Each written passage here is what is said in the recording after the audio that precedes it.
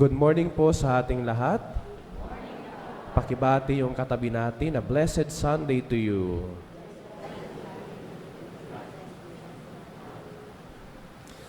Marahil ay narinig na natin ang kwento kung saan meron daw isang bata na nakita ng isang garapon ng tsokolate. At nung makita nung batang ito na may tsokolate sa loob, una, kumuha muna ng isa. Sabi niya, ay napakasarap. Kaya nung pangalawa na, nung pinasok na niya ang kanyang kamay, ay hindi na niya maalis mula sa garapon na ito. Bakit kaya? Dahil napakaigpit at napakarami yung gustong kunin ng bata. Can you imagine when you put your hand inside a jar, kapag marami kang nakuha, talagang hindi mo mailalabas yung kamay mo mula sa garapon na iyan. Mga kapatid, ating narinig sa ating ebanghelyo, ang pagtawag ni Jesus sa isang napakayamang lalaki na mayroon namang desire to follow Him.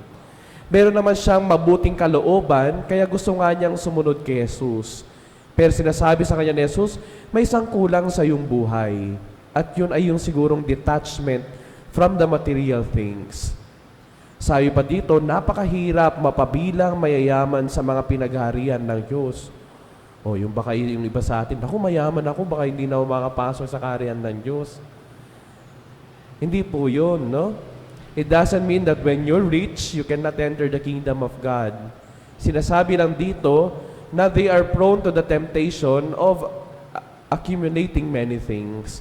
May kilala akong isang kaibigan, alam ninyo, napakayaman talaga. Pero sa isang kwarto ng bahay nila, isang silid doon, nandun lahat yung mga lumang gamit. Since 1920, 1940, alam ko naman may sentimental value, pero meron ng mga bagay doon na pwede nang i-let go, pwede nang ipamigay, pwede nang ibahagi sa kanilang kapwa, pero hindi. Kaya one time during the pandemic, meron kami isang kasamaan na nasiraan ng sapatos. And then, nagbigay siya. Sabi niya, okay, palitan natin yung sapatos mo. Pero after nun, nagtatawaran kami lahat. Kasi pagkapasok pa lang ng paa nung pinagbigyan, tanggal agad. Tanggal agad, na-separate. Bakit? Sobrang lumang-luma. My difference, a challenge for all of us this Sunday is detachment from material things. At ang detachment from material things, hindi ibig sabihin pag-abandona sa lahat-lahat. Hindi ibig sabihin na pagbalik ninyo sa iyong tahanan, you will sell all your properties. Hindi yun yung ibig sabihin. Ang detachment ay yung hindi mo masyado, no? It's not the full attachment, hindi yung nakatali tayo. I mean, that's the right word. Hindi pagkatali sa mga material na bagay. Napansin nyo to? You can accumulate many things, pero when you can let go of those things for other people, hindi yun attachment. Ang attachment yung accumulate ka lang na accumulate, pero when in terms of giving and sharing the blessings that you have, parang ayaw mo. Parang napakahirap para sa'yo. At ang lagi mong excuse, ay may sentimental value kasi ito. Well, I understand the importance of that. Pero in the case of my friend, wala namang sentimental value yung iba. Karton nga lang yung iba. Mga tsokolating na expire. Mga pagkain na hindi na ilabas.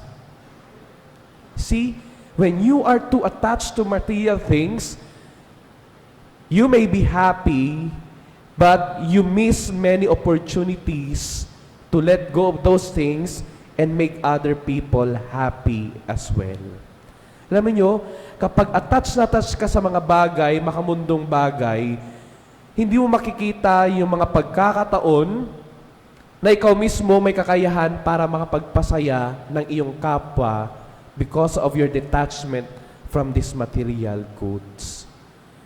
Kaya nga, when Jesus was asking the rich young man, okay, you go back, you sell what you have, give it to the poor. At doon na nadismaya. Bakit? Perhaps he was still unready to do that. Perhaps nag-i-enjoy pa siya sa kung ano yung meron siya. perhaps hindi pa niya kayang ibigay kasi nga may value sa kanya dahil pinaghirapan niya. Pero alam ninyo, sa ating Ebanghelyo, sinasabi rin ni Jesus na there's one thing na mas mahalaga pa kaysa sa mga material na bagay. And we have heard that in our first reading. Sabi doon, mas mahalaga ang karunungan kaysa sa kayamanan. Kasi kung kukumpara natin ang karunungan sa kayamanan, ay para lamang siyang isang buhangin, butil ng buhangin. Pati yung pilak, and everything, every material things. Kaya nga doon sa amin, sa probinsya namin, meron kaming joke. Lagi na sinasabi, anong madadala mo kapag namatay ka? Yung bagong damit mo?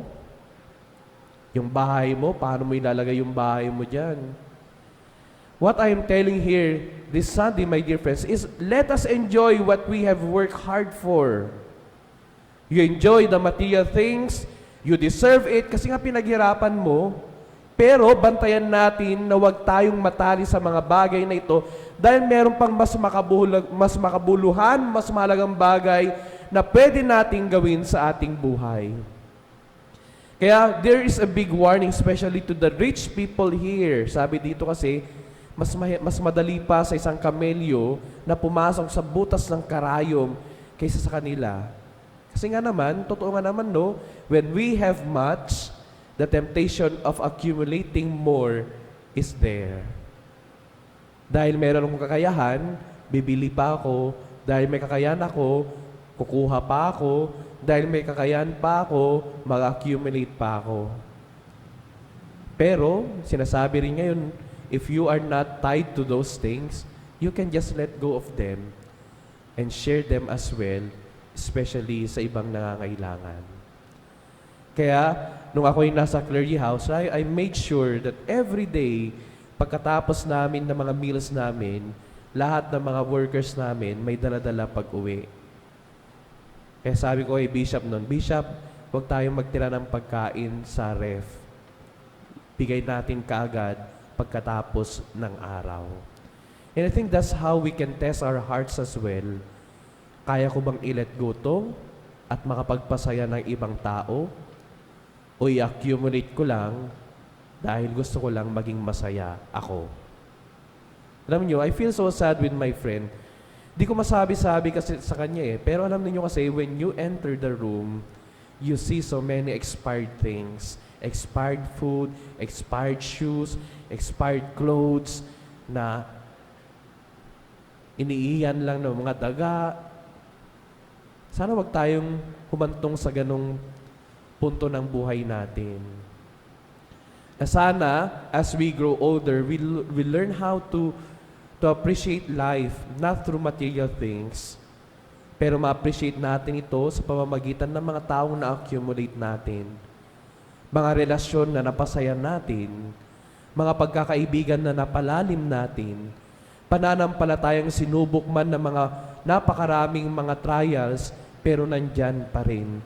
Doon natin nagigage yung tunay na kayamanan. Doon natin nagigage kung tunay na masaya tayo. Doon natin nagigage kung talagang napakadakila na ng buhay natin na hindi lamang nakikita sa mga panlabas at material na bagay, kundi sa mga tao, alaala, pamilya at pagkakaibigan. At yun yung natututunan ko unti-unti sa buhay. O tama nga naman, I am still also attracted to material things. Sana may ganun din ako. Sana ganyan. Sana I have this compared with other priests na meron. Pero alam ninyo, at the end of the day, when you have people, when you have clean conscience, when you have so many friends who support you, you are doing only what is right for the Lord, matutulog ka na lang, masasabi mo na, wala man akong ganun, pero meron ako, ikaw, Panginoon, and that would be enough for me to move on and to move forward. Mga kaibigan, hindi naman masama ang mga material na bagay. Let's be clear to that. Ang masama na lang kapag nakatali ka na lamang sa mga bagay na yan. There's more than material things. There's more than life. There's more than happiness outside material things. At sana yun yung mahanap natin habang tayo'y tumatanda. And I hope and I pray that just like the young man, sana bumalik din tayo later on, sabihin natin sa Panginoon, Lord, handa na po ako dahil handa na akong mag-let go dun sa mga bagay na hindi naman natunay talagang mahalaga. Alam ninyo, ma-enjoy naman natin yung chocolate eh. Ma-enjoy naman natin kung ano yung nandun sa garapon. As long as we learn how to let go and enjoy it bit by bit. Mga kapatid, sana wag tayong gahaman. When we have closed fists, we will not be able to move our hands out from that jar. Amen.